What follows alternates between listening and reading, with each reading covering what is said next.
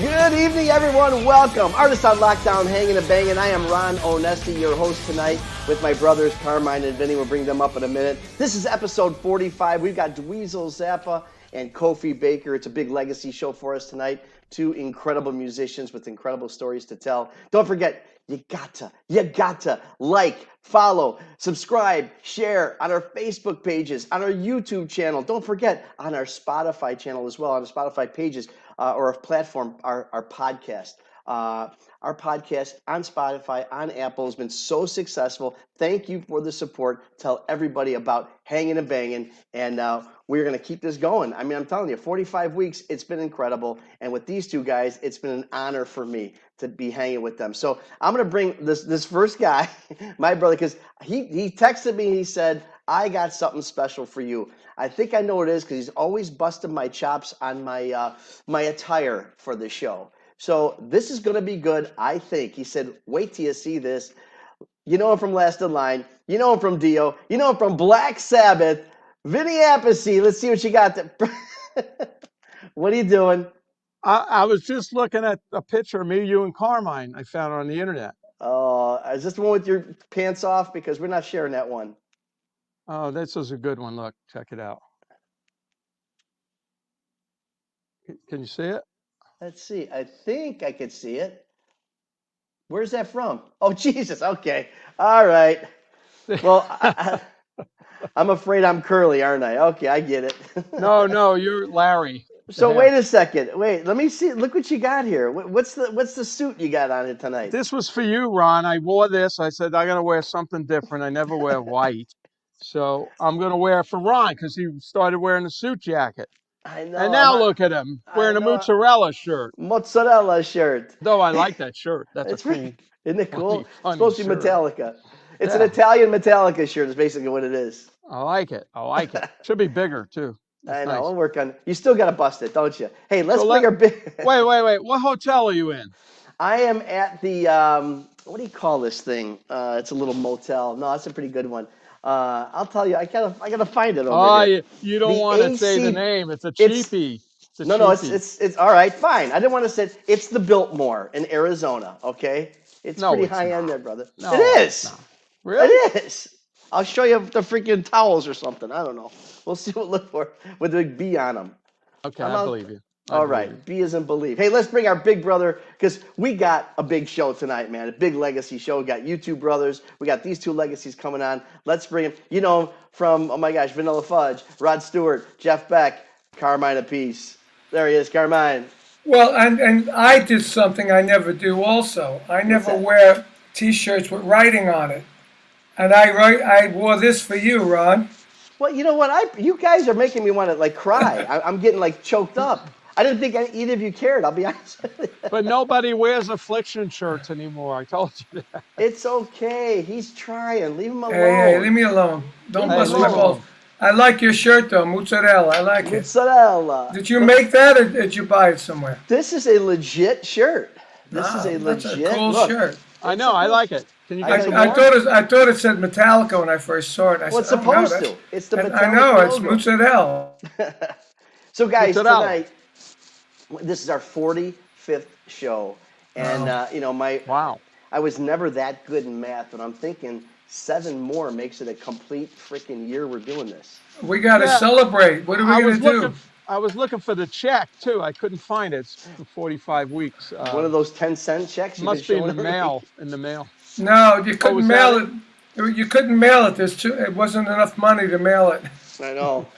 It bounced. Sorry, we'll work on that. We got to renegotiate your contract. But I got to say, Vinny, I can't believe what you're wearing. First of all, you having a white collared shirt, you had to borrow it from somebody. No, actually, look how wrinkled it is. It's been in the closet forever.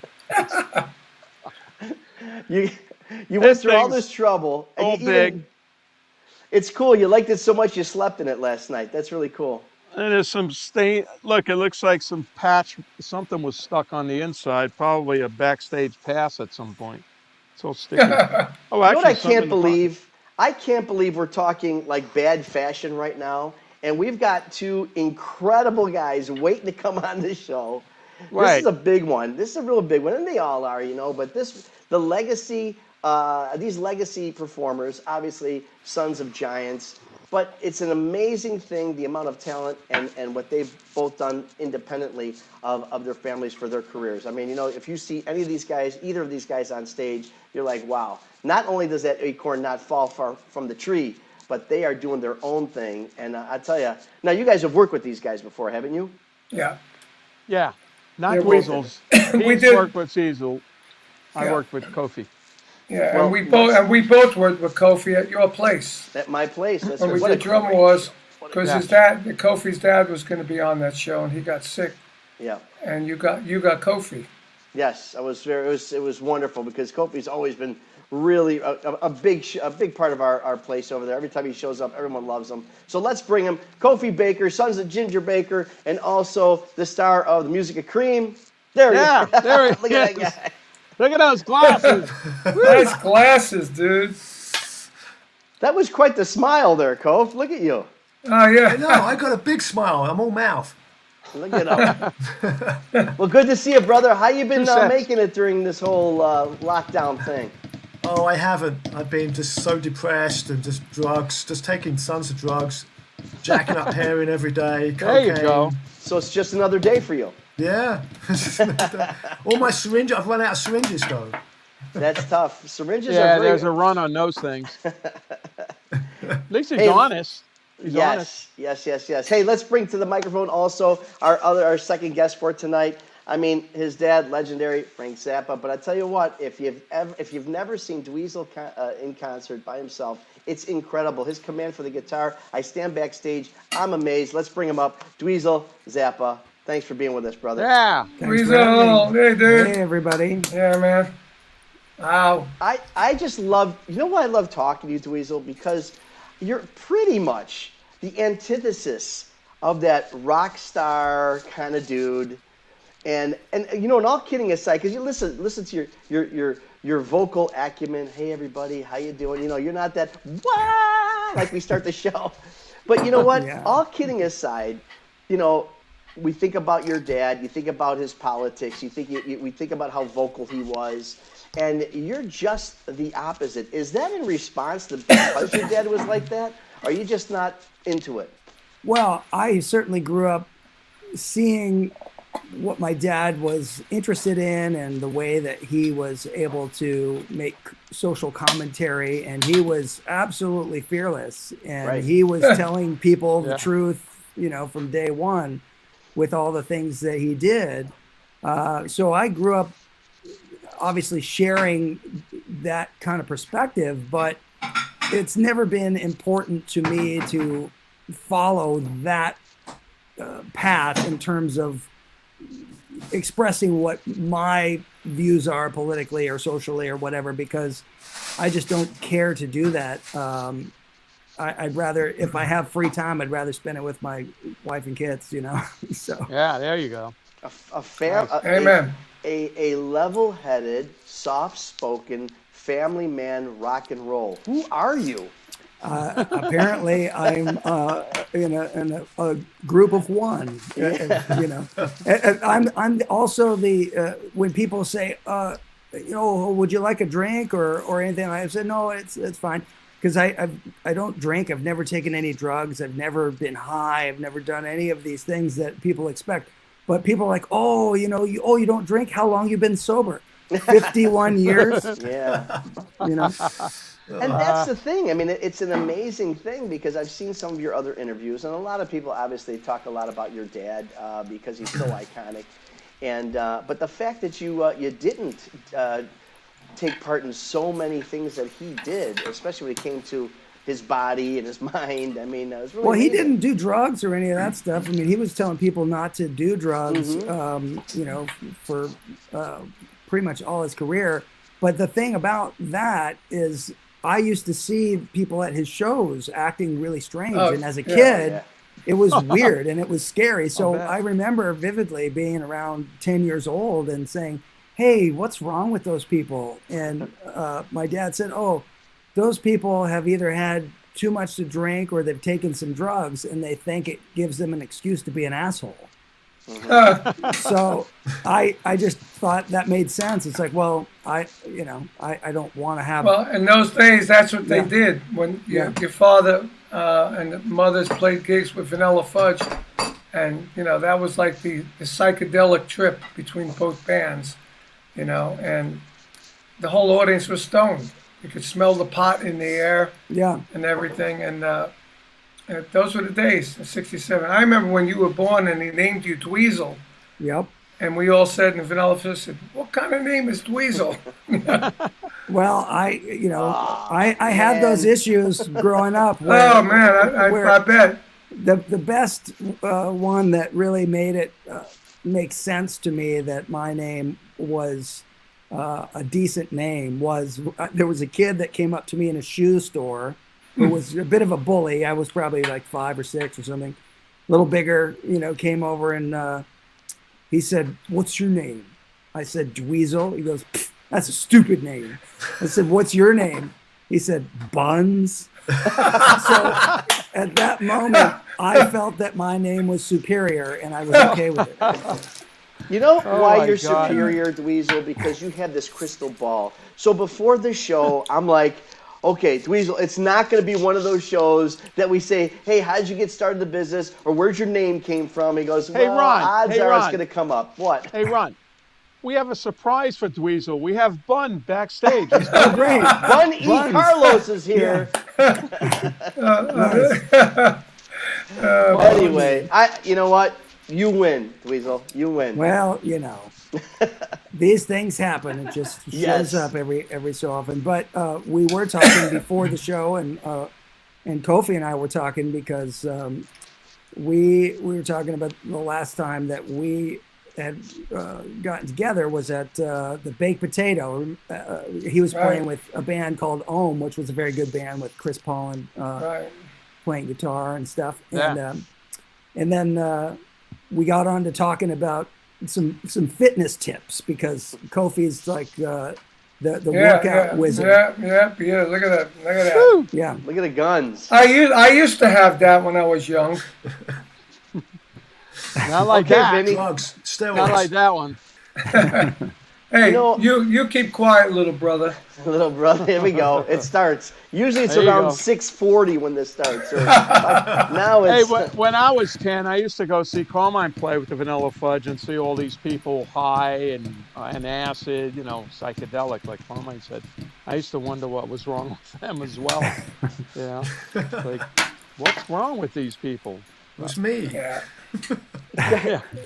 Kofi, as obviously, the story of your kind of somewhat of a strange relationship with your dad here, there. I mean, it's legendary. It's sad, a lot of it, unfortunately. But I also understand that, you didn't see him very much in the last few years of his life. But I think it was just you only saw him 2 or 3 times, and one of those times was basically just as he was about to pass away. Did you guys kind of do some mending or discussion? I got my one day relationship out of my dad. The last day, 6 days before he died, he listened to me. I could talk to him. He smiled. It was like, wow. So I actually sat there and talked to him. But that was really it. Wow. Most of the time it was fuck off. Really? I probably can't say that. Yep, that's Ginger. I mean, he gave me my first joint when I was 5, made me smoke a joint when I was 5. Opposite of Dweezil, my dad was pushing drugs on me when I was a kid. I mean, That explains I didn't know what to to do. I blew the end of the joint out, and my dad smacked me. No! gave me cocaine when I was 15. Come on. Oh, Whoa. really? Right before a gig, I got sick right before a gig, and Dad, I can't play the gig. I'm throwing up, and you go, yeah, you can. What's this? It's cocaine. Take it. Here's a big biro. I'm like, I don't know how to do cocaine. Look, stick this up your nose and do this. And I got like 3/4 of the way through the line, and I was like, whoa, I'm good. I think I'd finished the gig and was home before they even started playing. But do you think, Kof, do you think that maybe that was kind of his way of being a dad? Maybe he didn't know how to be a dad. I mean, his way it of being seems a like he dick. was That was his way. Not a dad, a dick. I got a wild story about your dad.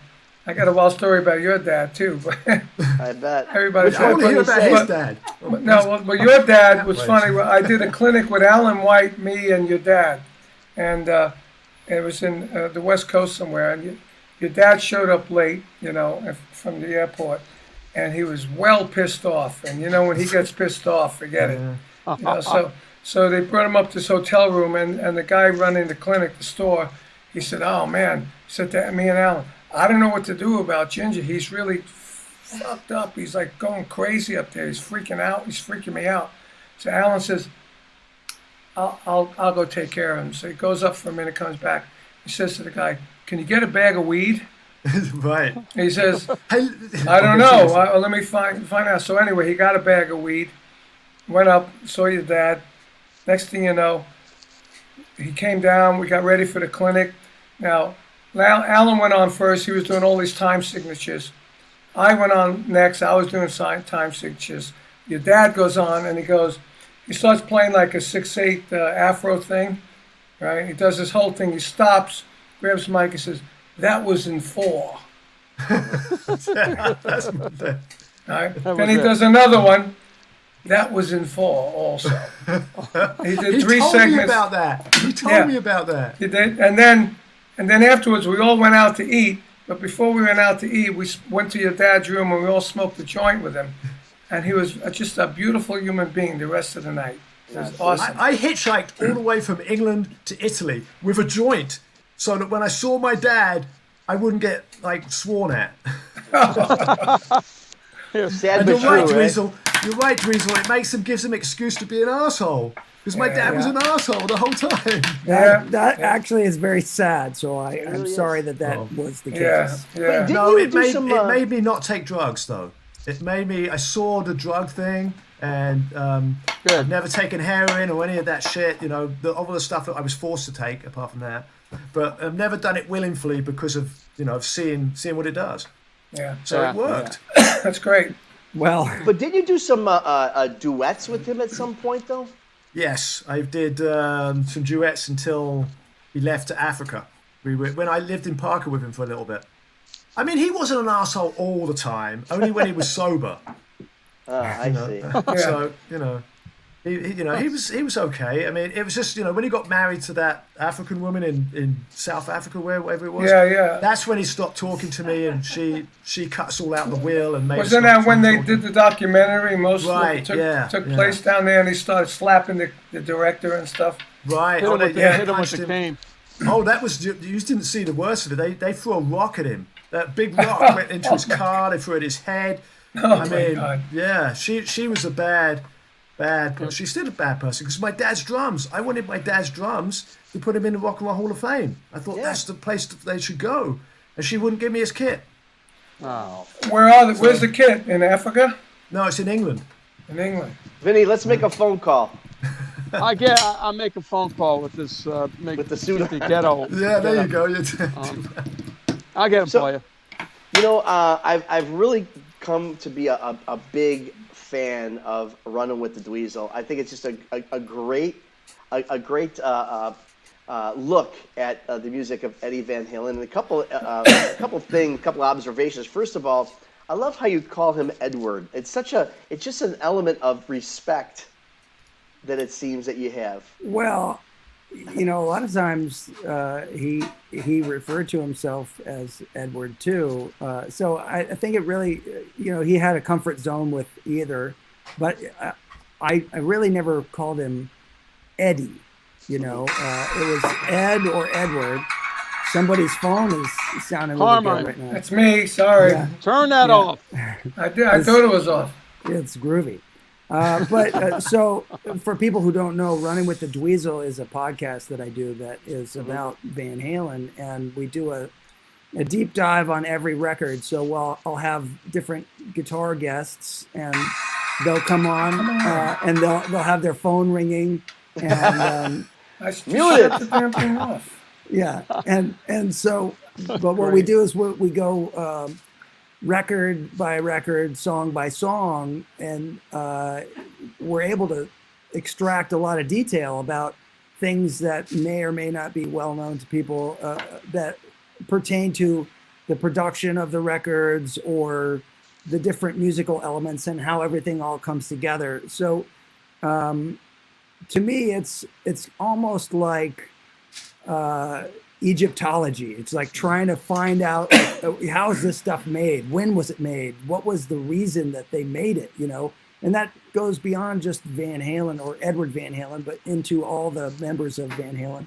So it's been a fun thing, but the episode that I'm currently working on has taken me much, much longer than normal, because it's for the 1984 album, which was a pretty pivotal record of theirs. And so a lot of people that are listening to the podcast are annoyed with me right now because it's taking so long. But at the end of the day, you'll be happy that I spent extra time, because I found a lot of really cool stuff. It's just it's amazing how you like even structure, like you compare some of the structures. You'll take like a saxophone structure and compare it to some type of guitar structures, comparing it to like a saxophone bass or something. It's really interesting how you pick it apart. Yeah, we try to.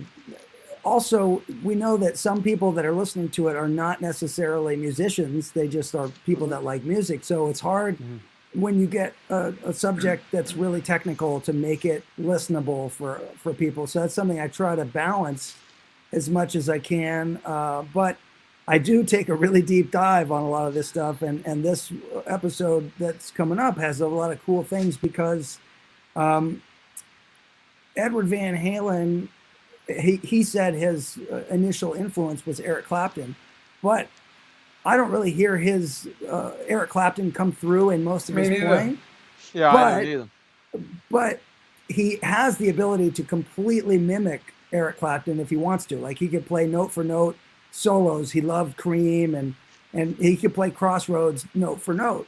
But if you actually really break down when he plays what is natural to him, when he's playing freely as himself, his playing is actually much closer to Jeff Beck. And people, I agree, 100%. Yeah, but it's funny because people never make that connection. So in this episode, I have a few very specific things where on the Jeff Beck group album, like Ice Cream Cakes, there's a perfect example of 1972, Jeff Beck's playing a bunch of stuff, phrasing-wise, tone-wise, that is very, very close to what Ed ended up doing in 1978. So I found like a couple of little segments where Jeff plays something, and I explained to people, here's Jeff playing a phrase in 1972, and here's Edward finishing the phrase in 1978. And I cut it together so you hear where these ideas come from.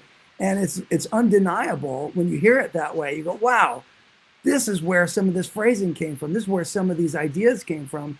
And you can't not hear it that way once you hear this. I always felt that way. And I read articles and interviews with Eddie, and he always claimed Eric Clapton. And I said, man, he sounds more like Jeff Beck to me. Totally. You know, especially, I worked with Jeff, and I knew a lot of ins and outs of Jeff's playing. And to me, he was like Jeff Beck. I even got cassettes somewhere of Van Halen playing Beck, Bogan, and the Appice songs. Oh. Well, obviously they love Cactus as well. Yeah. They really love Cactus. Oh, yeah. I mean, I was told by Alex that Parchment Farm was the template for their Hot for Teacher as far as the groove. That very fast shuffle. Yeah. Double bass drum shuffle. And we were good friends. I remember one time, probably early, maybe 2005, we were putting Vanilla Fudge back together, to tour. And I was on the phone with Edward, and he said, Ed Wood. yeah, he said, yeah, Ed Wood, right? He said, why are you doing vanilla fudge? Fuck that. Put Cactus back together. You know? So, but that did happen. And that's why I was saying how you pulled it apart. You're almost like a musical chemist. That's great. Looking at the elements and putting them together. When is this show on? Your podcast? Well, it's on my my website, just dweezilzappa.com, and I got to check it out. Yeah, it's available there. It's actually a bundled package because you can check it out different ways. You can either go episode by episode, or we did something where you can hear the episodes that only pertain to the first 6 records. So we call that the early years. Yeah. And then you have the next group, which becomes the era with Sammy and Gary Sharon. And then Dave's back, you know. So we have one version where you get just the Right Here, Right Now, which is the Sammy Hagar, Gary Sharon era. And then you have the 5150 package, which has all the episodes. But the whole thing is done in a way where it's all a purchasable product in bundles, or you can go episode by episode. That's awesome. Wow, that's cool. It's really, really something to see. Wow. It really is. It's very interesting. Kofi, when you're playing up there and you got the music of Cream, and I know you've committed to carrying on your dad's legacy. Matter of fact, you kind of told him. I need to be committed for that. But you did tell him that you would keep his legacy going. But we all know that Ginger probably never played the song the same way twice. No, right. Well, that's what he used to tell me. You know, he'd be pissed off if he played the same way twice. So it was like, you know, that was the thing about him, was he always played. It was always, you know, improvisation. That's where he came from, the jazz thing. That whole era was all improvising. You know, like improvising. Improvisation. Improvisation. Yeah, right. Anyway, that's the way we play. That's the way we play. Like today, when I play like that still, and when we have to do a video, you know, I don't know what the hell I played on the record. Right. You know? Me too. I can't copy myself at all. Yeah, you see, my dad said bad things about everybody except for Zappa. I remember him when I was a kid. My mum had the Hot Rats thing, and my dad thought it was great. So, I mean, my dad pissed off everybody except for Zappa. And that's what I've always said. The funny part, though, was that Jack Bruce played on Apostrophe, but then he went on to say not nice things about my dad. So go figure. Yeah, well, there you go. Well, my dad was into, you know, that kind of music, so I think that's what, you know, my mum didn't like it. My mum was like, I want to listen to ZZ Top, but... But what guides you, Kofi, when you're playing? I mean, since his was so improvisational, so you got a challenge of trying to be improvisational, yet emulating the music of Cream. Just a lot of drugs. You're lying. You don't do drugs, remember? No. Well, I have to tell people I do, so that they think I'm, you know, Ginger Baker-ish, you know? Gotcha. I have to pretend to be a live up to the legacy. Gotcha. I've got to live up to the legacy. No, I mean, I've done fusion my whole life. I got into, you know, I was into Zappa when I was a kid. That was what I was listening to. I was listening to Apostrophe and Vinny and Bozio, and those are the drummers. I was like, man, that's what I want to do. I wasn't listening to Cream. I didn't want to listen to my dad's music. I was into fusion. So I played fusion my whole life, which allowed me to get nowhere. It got you to Indiana. Yeah. I mean, I even went to the Zildjian thing, and it was like Jason Bonham and Zach Starsky, the drummers of Famous. But I go, what about me? And Anne-Marie from Zildjian said, you play fusion. What the hell? Play rock.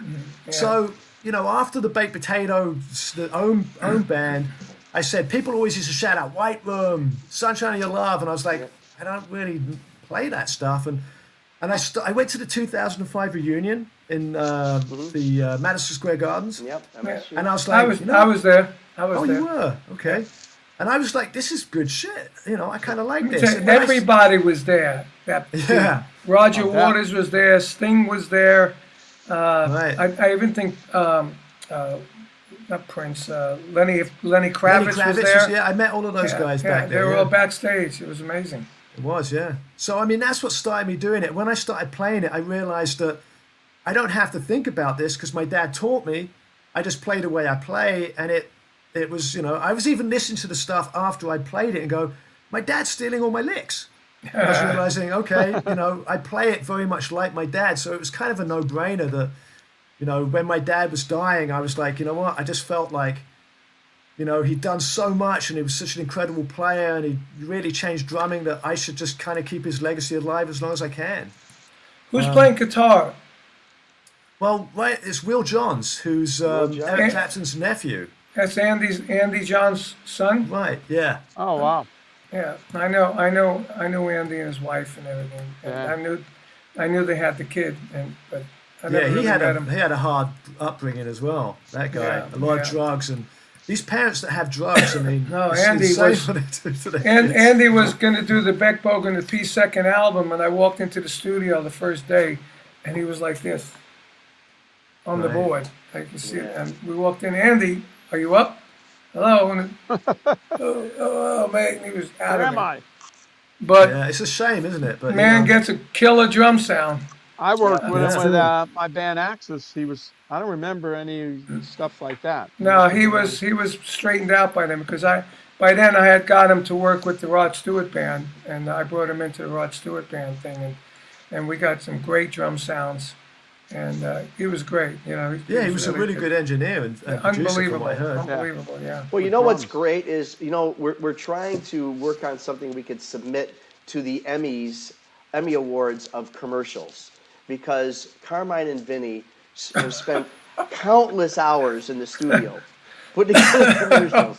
So we're going to talk about Let's Roll. We're going to talk about what's happening next week. Here's Carmine and Vinny Hey!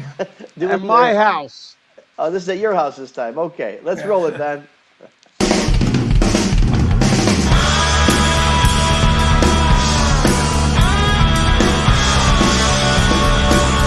Hey, I'm Carmine Appice.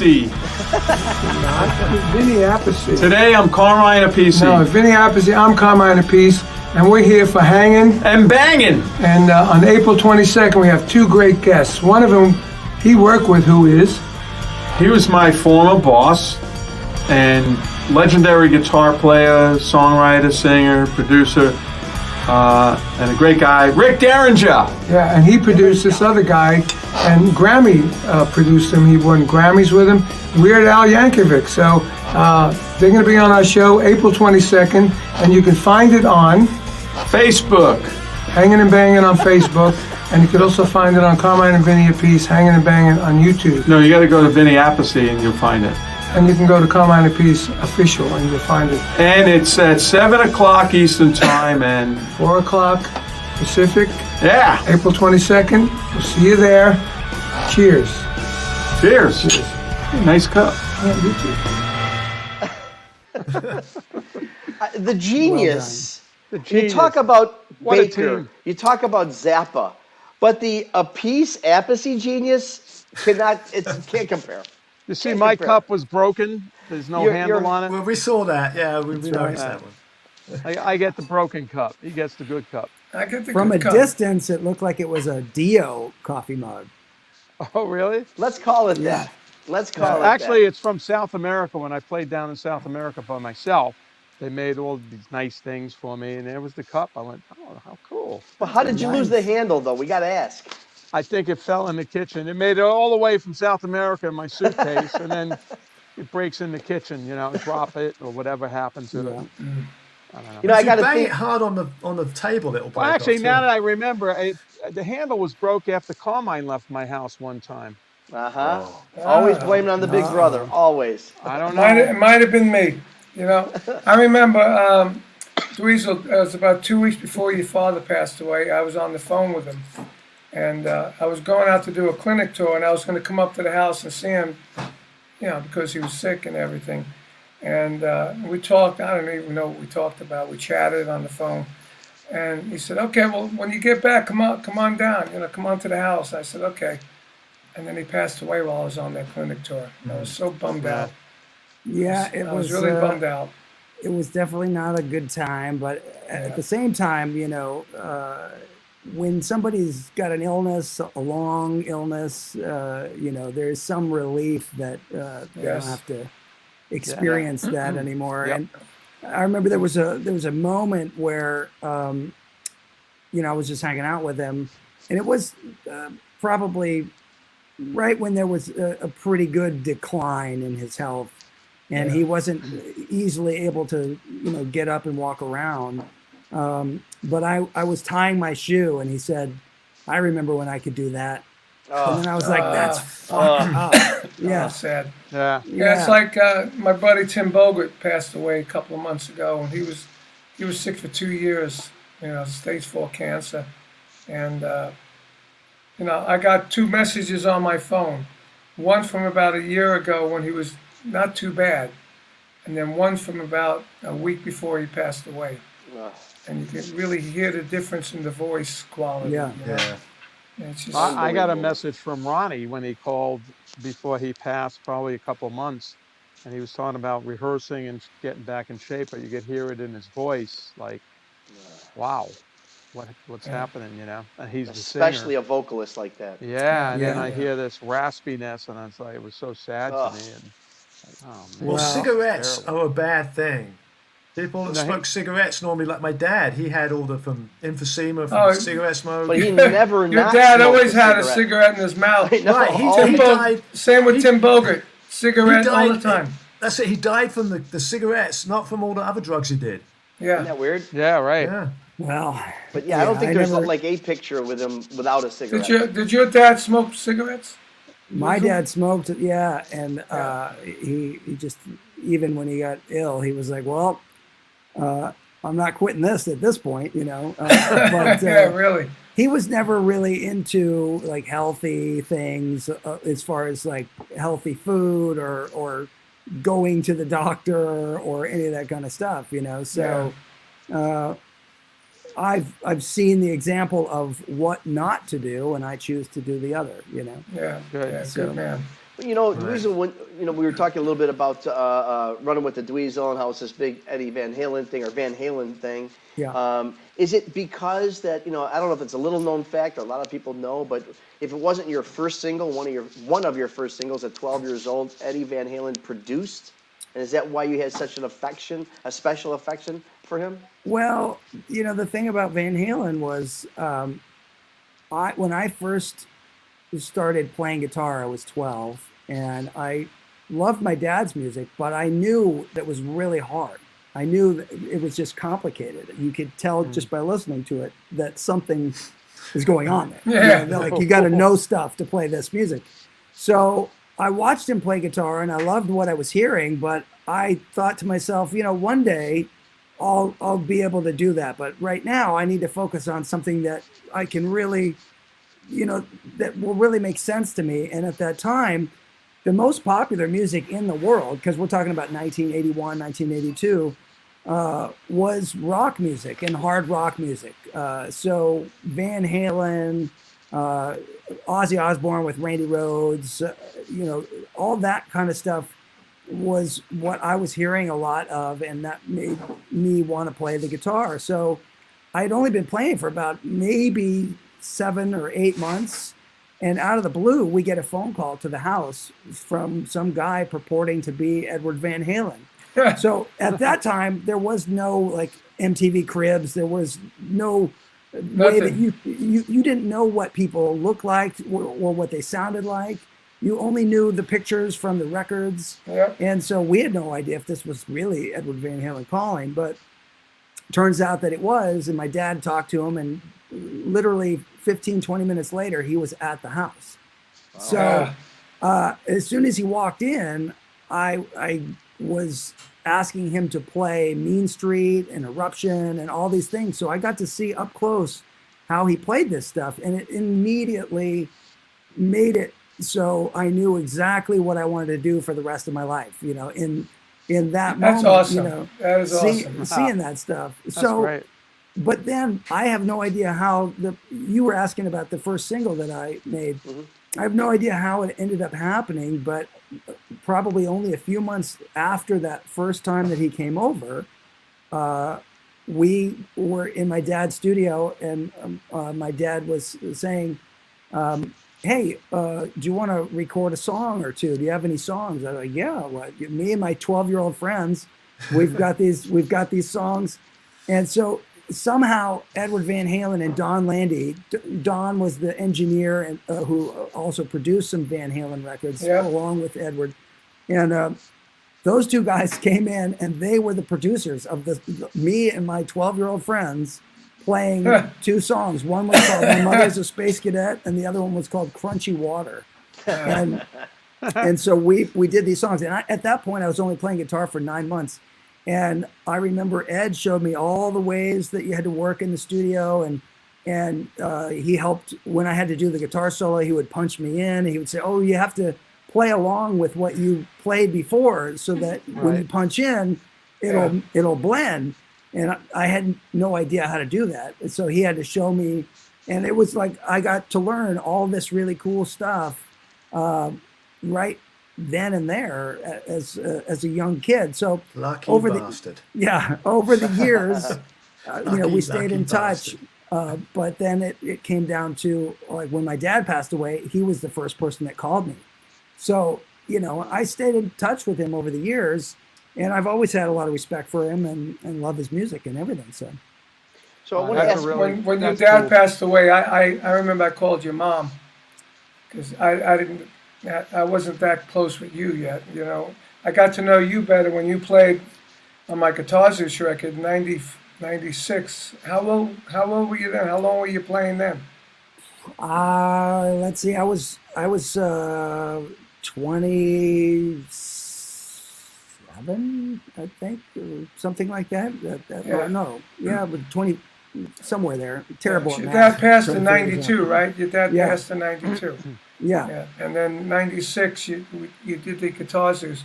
And I got to say, you played your ass off on that. Oh, I appreciate it. I love that record. It's a great record. It's got a really good sound to it. Even now, the low end on that record is really cool. The drums and bass. Yeah. It's a Tony really Franklin. cool. Tony Franklin's awesome. Yeah. Best fretless bass. Who's that picture of? Who's that? It's hard to see. It's me and my dad. It's from a picture that was in a guitar magazine. And we're pretending to play really complex Alan Holdsworth style chords. Nice. Great shot. That's a great shot. I haven't seen a picture of your dad in a long time. Yeah. I remember your dad with the real long hair. Yeah, well, that was, that was under his nose. Yeah. And the other thing your dad got, we had that whole mud shark thing go on, right? And that's the whole. And then I ran into your dad at Chicago airport, and he said, "Hey, Carmine, how you doing?" I said, "I'm good." He goes, "You guys look a little tired." I go, "Man, you wouldn't believe what happened last night." And I told him this story. Next thing I know, he puts it on the Mother's Invention live at the Fillmore, writes a song called Mud Shark. Yeah. And I had my girlfriend at the time, and she didn't know anything we did on the road, and she said, "Who is involved in that?" I said, "Oh, I don't know."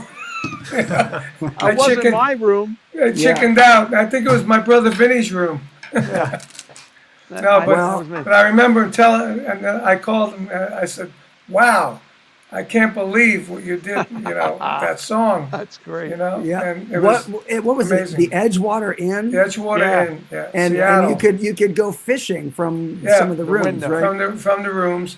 And it was Led Zeppelin and Vanilla Fudge. And Led Zeppelin they were out like 6 months now, but we took them on their first tour and we were good friends.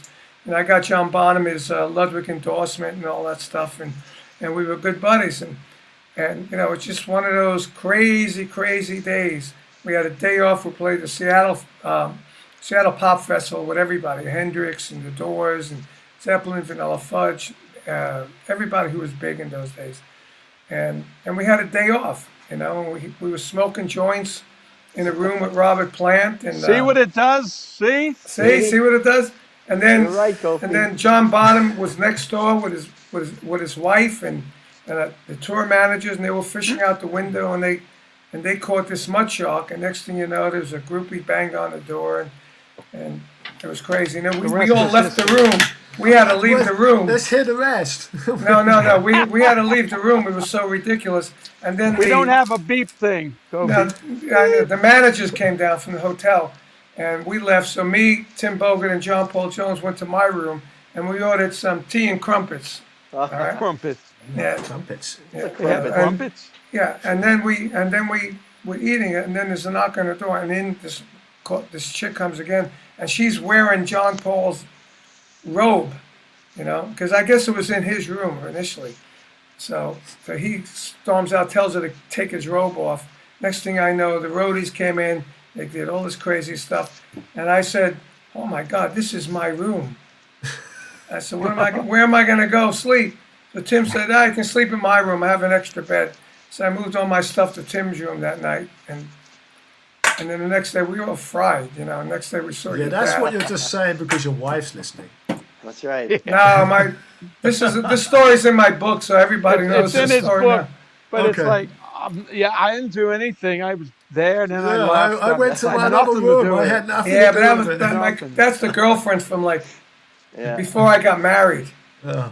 Yeah, It'd be I was all only- over Facebook if it was today, right? Oh, Oh no, it's gonna be. No It'll privacy. be on. All these shows are ending up now on Blabbermouth and all these other things. So this will probably be on there, talking for about sure, the for Mud sure. Show. I want to ask you, both you guys, something. I've asked this question before, but it's really interesting to me. Kofi, I'll start with you. Is there anything, and obviously, with your years estranged from your dad, this might be a challenging question, but what is, if any, your most valued possession or memento from your dad or of your dad that you have? I have a used syringe. No, no. Well, I know you don't have his drum kit. I know that. It still has some heroin left in it, which I'm saving for when I'm really old. No. I don't really have much from my dad. I've given it all away or sold it because I broke. I don't really have anything. I have a few drum things. I have a cymbal that he You gave have me a when I was sticks? 14. Pair of sticks? No, I mean, really all I have is a set of hi-hats, which he gave me when I was 10, and a ride cymbal he gave me when I was 14. And those are the things that I still use in my studio today. And those are my kind of prized possessions from my dad. Nice. I do, Wow. his leady snare drum I had when I was a kid, and he took it back off me, and I wanted to get it back when he died, and that's, the whole thing of his wife wouldn't give me any drums. Oh, It's man. upsetting. Yeah, but it's that terrible. would be the thing, because that drum he had from before I was born. And the ride cymbal that he had, one of the first cream ride cymbals he had, was in my house. And when my mum died and my sister sold everything, she threw it in the trash. She didn't know it was worth anything. Oh, man. Oh, wow. Yeah. How about you, Dweezil? Well, I don't have that many things. I have a couple guitars. There's a whole unpleasant story about how that stuff went down. So I understand what you're talking about, Kofi. But I do have a lot more good memories of having had the opportunity to work with my dad and go in the studio with him or play with him live on stage and talk to him about music and find out a lot about how he did stuff. So it's more important to me to have those kind of memories than to have actual items. And even my dad, That must be cool. yeah, well, even Yeah. my dad, Yeah. when he was ill and people were saying, "How would you like to be remembered?" He said, "I wouldn't." So, That sounds for like me, him. yeah, for me, I even though one would want to respect one's wishes, I felt like he did do so much in the world of music that I felt compelled to do at least my own effort to present his music to an audience that may have never had a chance to hear his music, or may need to have an introduction to it that comes in a different way, where the music itself is really on display. And it's not, he had such a big personality, and the way that he would present a lot of things sometimes could be too much for some people. But if the way that I chose to perform some of the music was to do it in a way where it's all about the music speaking for itself, and we took a collection of his entire catalog and put it together so that you could hear the depth and variety in the music. Because with my dad's music, if you've heard what's on the radio, which is very few songs that have ever been on there. Yeah, really. It'd be a song like Yellow Snow or Cosmic Debris or something like that. So people think of him more as a novelty act, like Weird Al or something. Now Weird Al's an incredible musician, but he's also known to have a sense of humor. And suddenly when you have a sense of humor, people don't take you seriously. So that was the thing.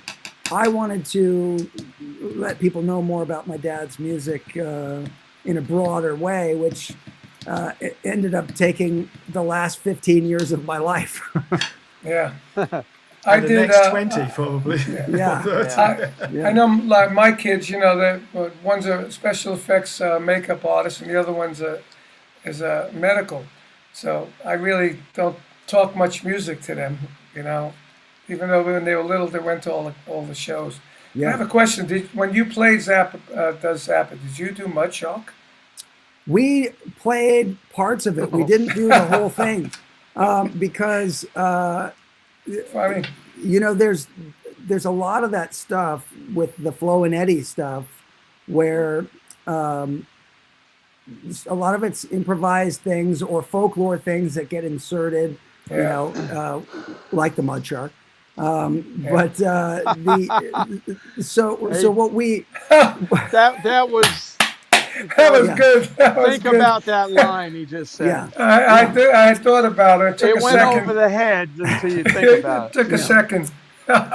So in some of the cases, what I tried to do with my dad's music was I did, at least for the first maybe 6 or 8 years of doing the project, I removed the comedy stuff for the most part. I focused on the more serious and difficult music because I felt like that's the stuff that if you really want to get to know what my dad did, you should be exposed to that. And so the humor part of it came back into the music after I felt like we had explored a lot of the other stuff. But ultimately, I love all the music, but there's stuff that I prefer over other things, and I prefer to focus the time and energy into playing some of the more complicated things that really represent the genius of his composition. That's what I was into. That's why I didn't listen to lyrics at all when I was listening to. I was listening to it for the musicianship. Yeah, I was into me too. Me too. Well, Kofi, when you talk about musicianship, like with your dad, some things that he did, I don't even. And you guys obviously could talk. Carmine, you could talk to this point, but for example, on "Sunshine of Your Love," where he was doing like that backwards beat thing. Well, yeah. So that's unique at the time. That was unique. It was on the 1 and 3 instead of, and the beginning of White Room was in 5/4. Which my dad doesn't get any credit for. Right, I'm sure. Well, that's because everybody thought he was in 4. Well, it is 4. There's +1, right? It's just White Room stuff. 4 + 1. Cool. Yeah, White Room was great. I mean, my dad, people don't realize that my dad was very schooled. He could write out treble, bass, clef. He could write out all the parts for other instruments. He knew odd time when he actually taught me. He was teaching me polyrhythms, 2 against 3, 3 against 4, and then he started getting into, like I said, you're never going to need, you're never going to need 5 against 4. Don't bother. But I was like, really? I want to learn it.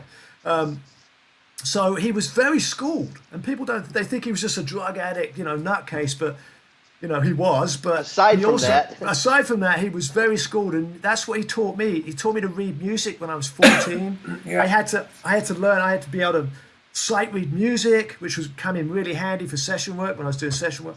So he really made sure that I knew I wasn't allowed to play a kit until I mastered all my rudiments, and not just right-handed, left-handed, and then displacement. When you're in 16th notes, you've got 4 places to put something. When you're in triplets, you've got 3 places to put something. So displacing all your stuff, which was really like amazing.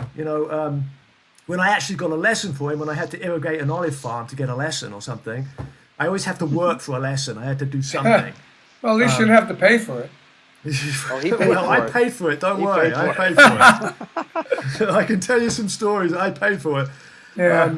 But it was. I followed my dad around the world trying to be with him, and trying to get what I could get out of him. And all drummers, like Vinny, when I was on the road with Vinny doing that 3 guitar tour, I was watching his chops. I was secretly going, I like that exit. I like that one. Which Vinny? This Vinny or Vinny Caliuta? Vinny, So, the Godfather. The Right. Godfather. No, I'm Vin. the Godfather. You're the Godfather's brother. Okay. See, so You'll never be more than. than Fredo. I'm sorry. Hey, listen, one thing, Fredo, thank you. Who's playing bass? Is it Jack Bruce's kid? It was Was. Jack Bruce's kid playing bass, but you know how that goes with Ginger Baker and Jack Bruce. Same thing seemed to happen with me and Malcolm for some reason. It just we would get on each other's nerves for some reason. I mean, I don't know how, but I mean, I love the guy. He's a great player. Again, he's very schooled. His dad put him through college, music college, and everything. But he was not really a bass player. He's more of a guitar player, keyboard player.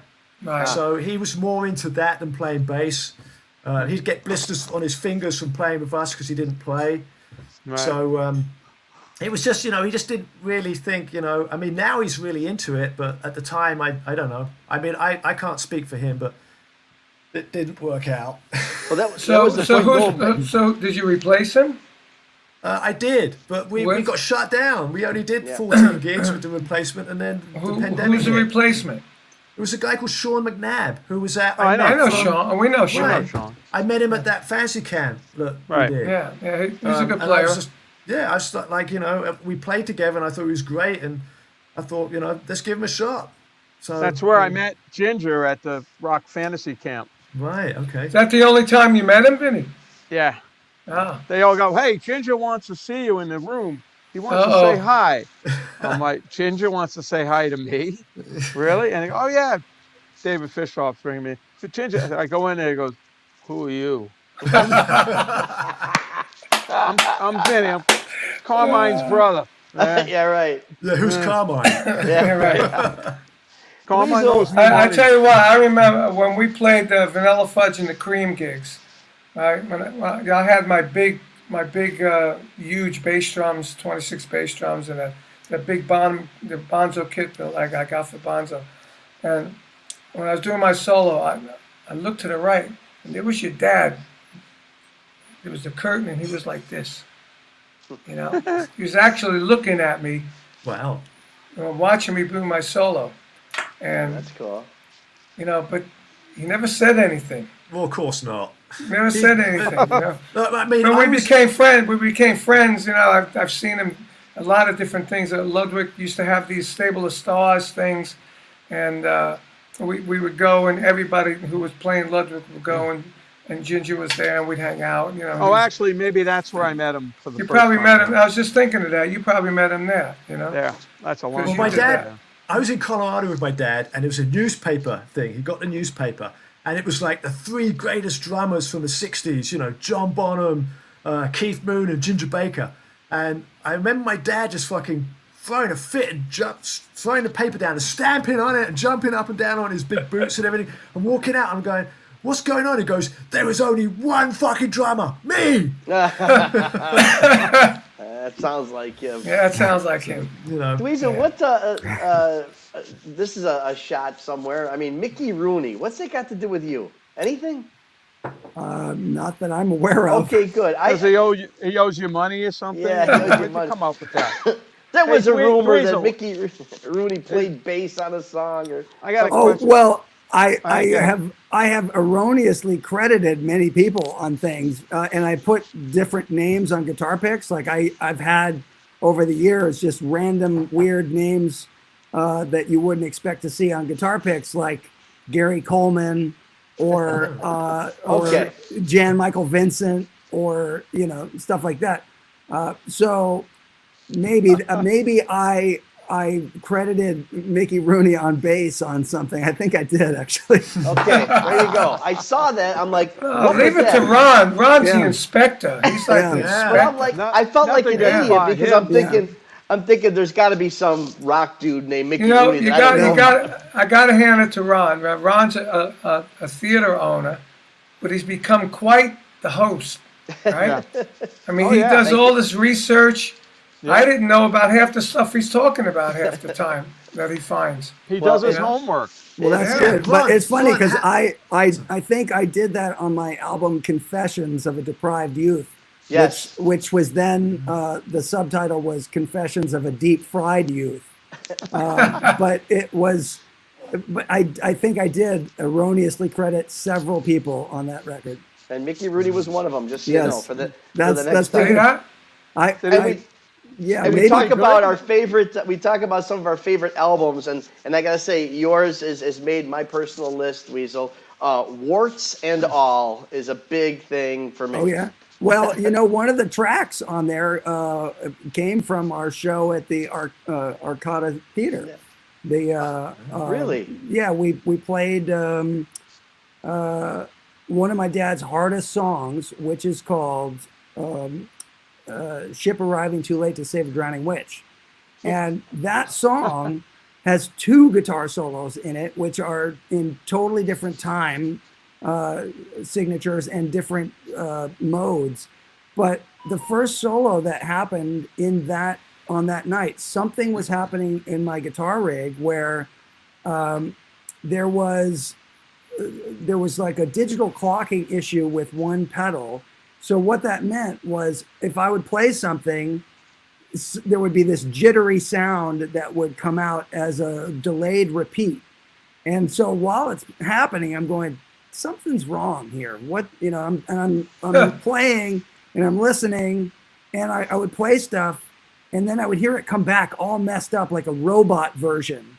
And I ended up just staying with that sound. I didn't change the sound because I thought, well, let me see what happens if I keep playing. And so the first solo in that has all these weird things that happen that could never happen again because it was just something was out of sync. But then it ends up being a really fun. Maybe it was the ghost of your dad in there. Very No, possible. it's the electric at the Arcada Theater. Yeah, but that record it's got a bunch of things that are from live shows, and it's warts and all because it's like these are really good performances because they feel good and they have all this energy, but they may have some things that are a little rough around the edges here or there. And I just think sometimes those end up being more interesting than the perfect performance. That's right. And that's a great right. way of putting it, interesting, because if you are into interesting, there's people into pop or then there's certain things, really structured stuff. But if you're into interesting approaches to music, that album specifically is really, interesting is the best word I could use. Well, there's just a lot of things going on with it because it's not. It's a collection of songs that I keep adding to because being that it's a digital delivery, it could have 100 songs on it and still be called an album. It's like a playlist. It's however you want to call it. But yeah, there's that. The intention is to find things from tour, and I've got 14 years worth of, we did 80 to 100 shows a year for 14 years straight before COVID shut it down. Wow. We loved it when you come by us. Hey, We really Dweezil, is did. Zappa the good. real last name? Yes, it's Really? Sicilian. And it's funny because we got to go to the little town up in the hills, in Sicily where my dad's family originally emigrated from. And there was this little street called Via Zamata, which they later, in the most recent years, renamed to Via Frank Zappa. But it was funny to go there because it was like a tiny, tiny little place where you could tie up your donkey, and it was like the size of a garage. And that's the house that they lived in. It was all Were there any other Zappas there now? I think there are, but that's the kind of town where you walk in, if you're a stranger, all the blinds close, and then somebody peeks through, like, what's going on. And then a guy looking like Vinny walks out. Exactly. Our name in Italian in Italy, it means people at the top of the mountain. Too. Well, Zappa apparently, in the translation, ends up being garden hoe. Like, it's something to work with the earth, like a farmer, What about Frank? Well, that one is, I think, a little more difficult to translate. But here's the weirdest thing: my name, which is completely made up, Yeah. when it's translated a certain way, like in Japanese, things can get like really esoteric translations, but it's my made up name in Japanese. So I've been told by someone who's very good at these kinds of things, says that one of the translations is like the equivalent of the apple doesn't fall far from the tree. It's like from the father, Oh, wow. you know, Oh, but really? it's like this like ridiculous made up name. And your dad named your sister a wild name. Yeah, Moon Unit. Everybody thought that was strange too. Yeah, but that was, I mean, No, how's that strange? We all know. no, that's people not named- strange. Yeah, I know a lot of moon units. Yeah, We have a couple You- questions from our audience here. First of all, we'd like to entertain at the end of the show a couple questions from the audience. But Dweezil, this is more of a, I don't know if it's a question, it's more of an observation or some knowledge that you are actually a Chicago Cubs fan. I love the Cubs. Yeah, I was psyched when they won the World Series. You know, before I started playing guitar, I was really into baseball, and I actually, at 12 years old, had pitched a no-hitter in Little League, and but at home, we used to get all the WGN daytime games. Really? So I would watch, and the funny part was like, randomly, like one of my favorite players to watch, and he ended up being like the disgraced player of all time, was Bill Buckner. Oh, that's such a sad story. I know. Number 22. I had the number 22 on a lot of things. Oh, wow. Yeah. Wow. See, I'm a Ron Santo fan to the death. I mean, number 10. But But, Wrigley Field, I mean, it's the best, ballpark to me. I love that you could hit the ball out of the stadium and like onto the roof of another building. Yeah, or into the fire department across the street. Yeah. Into their, Carmine and I have no idea what you guys are talking yeah, I about. know. Yeah, me but the too. people who matter do. I- Kofi too. I was never into sports, and my son got me into basketball. And I was watching the Lakers, going to see the Lakers. A friend of ours made the uniforms, and we used to go, like really good seats and all. And then the same guy that made the uniforms, he made uniforms for the Dodgers. He said, "Hey, you want to go see the Dodgers?" Sure. So me and my son went to see the Dodgers. And about the sixth inning, after we ate everything we could eat, my son looks at me and said, "Man, this is boring."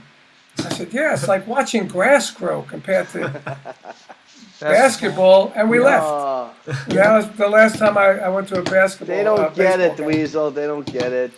Well, after the whole first giant major league strike, I think everybody kind of said, well, screw Yeah. baseball. Well, that's a whole nother thing. Wait a second, you're getting political Hang on a minute, now. it's and called that's not Rounders. like you. It's called Rounders in England, and it's Rounders. a girls' game. Nice. That sounds right, like listen. Vinny. That sounds like Vinny and drumsticks. Vinny, tell Kofi about your drumsticks. Yeah, I play with the butt end, You saw that. Well, you're when a I gun of played a it. butt guy, aren't you? Butt guy. Well, the other side's for girls. Oh, God. Yeah, I play with the butt end too. See, my stick even has a tip on the butt end. See He's that? a double you're butt a- guy. Yeah. Double butt. Because I figured if He you likes play big the butt end, butts, you need a tip on the end to get some bounce. Yeah, what size drumsticks do you use? Isn't that the question for IQ? Oh, I got an IQ of 3. Oh, what size Yeah. drumsticks do you use? I know. How many do you use? Right. All right, last question, guys. I need an answer from both of you. It might be a little deep for the end of the show, but Kofi, some weird thing happens and you're able to ask your dad or say something to your dad, ask your dad a question. He comes back for like 30 seconds. What are you going to tell him? What are you going to ask him? Why did you pour gasoline on me when you had a cigarette in your mouth? Oh, my God. Why do we think you're not joking? I'm not joking. Yeah, Yeah, right. Oh my God. I Probably guess not that's- joking. I know he's not. Yeah. Well, it's a long story, but he threw me in the back in Italy. No lights, in the back of an Army 2 World War truck that he'd run out of gas. Get the jerry can. He got me on hot knives before that, or glasses, where you put hash on a glass and you smoke them. So I'm like 14 years old, fucking as high as you could possibly be, looking in the back of a pitchback truck for gasoline cans. Anyway, when I finally pull it out, he's shouting at me for taking so long. He's got a cigarette in his mouth. He goes, "Hold this piece of paper," made it into a cone. and he's stoned out of his head, pouring gasoline all over me and all over the place. And I'm like, Oh man. this is not good. Oh. Well, I think the show ends right there. I don't know. No, I'm praying, Dweezil. You got like a little. Yeah, I how would can, say, how can you you cut? know, You can't top that one. I don't Yeah. know. Give me something, Dweezil. I don't have a gasoline story like that. But Oh I my mean, God. I don't know. Well, I'll tell you a story about. I mean, some people have probably heard this story before, but this is just a kind of a funny thing. My dad was really one of those people where he could, right in the moment, say the thing that you wished you would have said if you had 2 weeks to think about it, as the most amazing response to whatever your ailment was at that time. So there was a talk show host in the 60s who was, he was not the friendliest host, and he was pretty much of an antagonist. But he had been known to have some kind of an injury, maybe a war injury, and he had a prosthetic leg. This is the story that I've heard. His name was Joe Pine. And so my dad was asked to be on the show, and he was about 26 at the time. Freak Out had just come out. I'm pretty sure this is exactly right around that time. But so the guy says to my dad, "So with your long hair, Mr. Zappa, I guess that makes you a lady." And my dad immediately, without even thinking about it, said, "Well, with your wooden leg, I guess that makes you a table." Okay, I could. You know what? I could leave it on that note. Oh, that was a good one. Dweezil Zappa, Kofi Baker, Yeah, thank you great. so much for joining That's a us good this Yeah, one. man. week. Thank you, guys. Good to see you Thank you, again, guys. man. It was a Likewise. real honor. We got to tell everybody out there to please smash that like button, follow us, subscribe us, share our Facebook page, our YouTube channel, and don't forget to check out our podcast, which is just blowing up on Apple and Spotify. And iHeartRadio. iHeartRadio. We're just all over the place. I want to thank you guys so much for joining us on Artists on Lockdown. Each week on Thursday night, we have the biggest names in rock and roll, telling all the stories while we are hanging and banging with other legends such as Carmine and Vinny, my brothers. So thank you guys all so much. We'll see you next week. We've got Weird Al is going to be here. It's unbelievable. And, of course, Rick Derringer. Thank you for joining us for Hanging and Banging. We'll see you next week on Artists on Lockdown.